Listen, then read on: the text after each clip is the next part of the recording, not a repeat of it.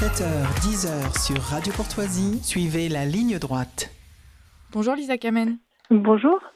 Alors vous êtes professeur auteur de La Grande Garderie, paru le 6 septembre 2023 aux éditions Albin Michel. Et aujourd'hui, vous nous parlez de l'éducation sexuelle à l'école, alors plus précisément de ces dérives.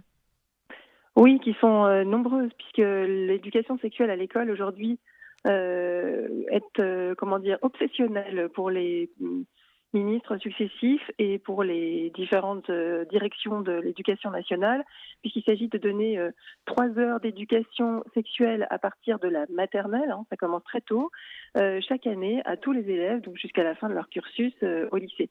Alors le problème, évidemment, c'est que fait-on en éducation sexuelle quand on a 5 ans? Ouais. Parce qu'à la rigueur, expliquer à des adolescents comment, aux jeunes filles par exemple, comment ne pas tomber enceinte, devenir, ou se faire harceler par les garçons quand elles ont 14-15 ans, pourquoi pas, hein. Ce qui pourtant, à mon avis, c'est quand même du ressort du planning familial, mais enfin pourquoi pas. Mais avec des élèves de 5-6 ans, comment faire? Et alors moi, évidemment, je ne suis pas dans chaque classe. Ce que je constate, c'est qu'il y a des parents aujourd'hui qui dénoncent les dérives qui sont constatées dans certaines classes, en particulier des discours très ambigus sur la thérapie de transition, c'est-à-dire qu'on parle à des mômes de 4, 5, 6 ans du fait que leur sexe naturel n'est pas forcément le leur et que finalement ils ont le droit de choisir leur genre, ils ont le droit de se considérer garçons quand ils sont filles et de se considérer filles quand ils sont garçons. Donc il y a un problème d'âge et il y a un problème de contenu aussi. Bah oui, et le problème c'est que depuis 5 ans, ça fait en gros 5-6 ans que ces discours-là ont cours dans les écoles. En 5 ans, en France, on a constaté une recrudescence de 30% de consultations chez les psychologues et chez les médecins pour de demandes, si vous voulez, de questions sur les thérapies de transition chez les jeunes enfants. Ce qui veut dire que ce discours fait mouche. Des enfants qui ne se posaient pas du tout la question, qui, en tant que petits garçons, ne se demandaient pas s'ils étaient une fille ou l'inverse, finissent par se poser des questions.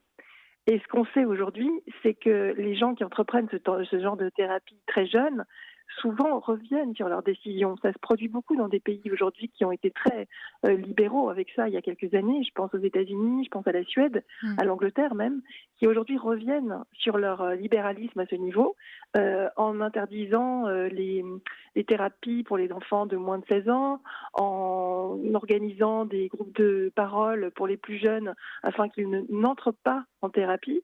On sait aussi que les gens qui ont entrepris ces thérapies de conversion lorsqu'ils souhaitent revenir à leur sexe, on va dire, naturel. D'abord, ça représente une grande difficulté physique, c'est très compliqué à faire. Et d'autre part, sont intimidés par des lobbies qui considèrent que ça les discrédite, que ce discours, on va dire, encourageant, est discrédité évidemment par les gens qui disent « mais je me suis trompée, je n'aurais pas dû le faire ». Donc il y a des reportages aujourd'hui que vous pouvez voir sur Internet ou qui parfois sont diffusés à la télévision, dans lesquels des gens qui reviennent sur leur décision de changer de sexe disent « mais moi quand j'ai voulu le faire et quand j'ai voulu le dire à quel point c'était grave de le faire avant un certain âge, sont intimidés par des lobbies, par des groupes de pression ». On a du mal à comprendre du coup pourquoi l'école devient le relais de ce genre d'idéologie alors qu'elle devrait plutôt rester neutre justement sur des sujets qui sont Oui, à tant mon avis, problématiques. c'est pas le lieu. C'est-à-dire que l'école ne doit pas être le lieu de ce genre de discussion. Et c'est d'autant plus difficile à comprendre que si ça venait de ministres estampillés à gauche, progressistes, etc., bon, à la rigueur, ce serait attendu. Mais la dernière circulaire à ce sujet date de M. Blanquer. Ouais. Et c'est une circulaire qui dispose, par exemple, que si un enfant souhaite être appelé par un prénom féminin alors qu'il est un garçon ou appelé par un prénom masculin alors qu'elle est une fille, l'école doit se plier à cette demande et n'informe les parents que si elle estime que ça ne représente pas de danger pour l'enfant. Ouais. Donc ça veut dire que des parents peuvent découvrir, au bout de quelques semaines, quelques mois, quelques années d'école, que leur enfant à l'école se fait appeler n'importe quoi, Lucie, alors qu'ils l'ont baptisé Thomas. Ouais. Et que, évidemment, ils consultent à l'école des psychologues, et à l'école on lui tient un discours très encourageant avec ça. Et ça, c'est Blanquer qui a fait ça. C'est pas Najat Vallaud-Belkacem. Ouais. Donc c'est d'autant plus surprenant que tout le monde s'y met. Alors, on a quand même les sénateurs LR qui ont récemment fait une proposition de loi pour interdire justement les transitions avant 18 ans. Vous pensez que ça va dans le bon sens, j'imagine? Alors déjà, la première chose à faire, c'est quand même de cesser de parler de ce genre de choses à des enfants de 5 ans. Donc pour moi, Ouais. l'éducation sexuelle à l'école doit intervenir plus tard et sous d'autres formes. Et moi, je suis contre l'encadrement de tout le temps, mais là, c'est vrai qu'avec des enfants mineurs, à mon avis, il faut encadrer. Je ne sais pas s'il faut interdire, mais il faut encadrer très fortement comment dire, les discours et les thérapies qui concernent les enfants, les mineurs. J'ai pas lu le texte de la proposition, mais l'encadrement, en tout cas, me semble nécessaire. Après, il y a des enfants, comment dire, la transidentité existe.